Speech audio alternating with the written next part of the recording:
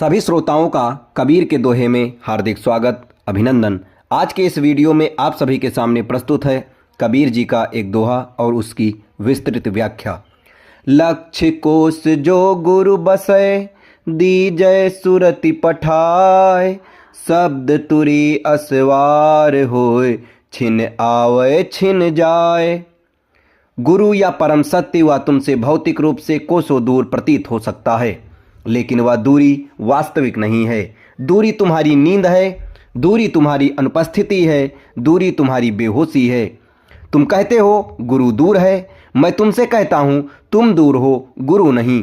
तुम स्वयं से ही इतनी दूर निकल गए हो कि अब तुम्हें हर आत्मीय चीज पराई और दूर मालूम होती है। दूर आंखों से दिखाई देती है, चेतना से नहीं। देह की दूरी का सत्य से कोई संबंध नहीं। गुरु और शिष्य दो शरीर हो सकते हैं, लेकिन उनकी चेतना एक ही बिंदु पर कंपित होती है। विज्ञान कहता है कि यदि दो कण कभी एक दूसरे के संपर्क में रहें तो उन्हें ब्रह्मांड के दो विपरीत छोरों पर भी रख दिया जाए, फिर भी उनके बीच का संबंध नहीं टूटता। एक कण में जो हलचल होगी वही तत्क्षण दूसरे में भी होगी, उनके बीच समय नहीं लगता। अध्यात्म की भाषा में यही गुरु शिष्य का संबंध है, जिसे साहब कबीर लक्ष्य कोस कह रहे हैं। और विज्ञान धीरे धीरे उसी द्वार पर आ पहुंचा है जहां अध्यात्म सदियों से बैठा मुस्कुरा रहा है। इसलिए साहब कबीर कहते हैं, दीजय सुरति पठाए। सुरति का अर्थ है तुम्हारी होश भरी उपस्थिति, तुम्हारी पूर्ण सजगता। अभी तुम्हारी चेतना बिखरी हुई है, कभी धन में, कभी पद में, कभी भविष्य में, कभी अतीत में। तुम कहीं भी पूरे नहीं हो। गुरु तक पहुंचने के लिए किसी भौतिक यात्रा की जरूरत है नहीं तुमको। यदि तुम केवल शरीर से गुरु के पास बैठे हो तो तुम मीलों दूर हो सकते हो, लेकिन यदि तुम्हारी सुरति जागृत है तो फासला शून्य है।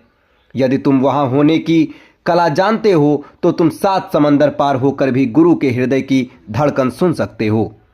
दूरी केवल अहंकार की एक छाया है। मैं हूं इसलिए फासला है। जहां मैं गिरा वहां गुरु और तुम एक ही प्राण के दो स्पंदन हो। जैसे ही तुम अपनी सजगता को अंतर्मुखी करते हो, तुम पाते हो कि जिसे तुम लाखों कोस दूर समझ रहे थे वह तो तुम्हारी श्वासों से भी करीब था।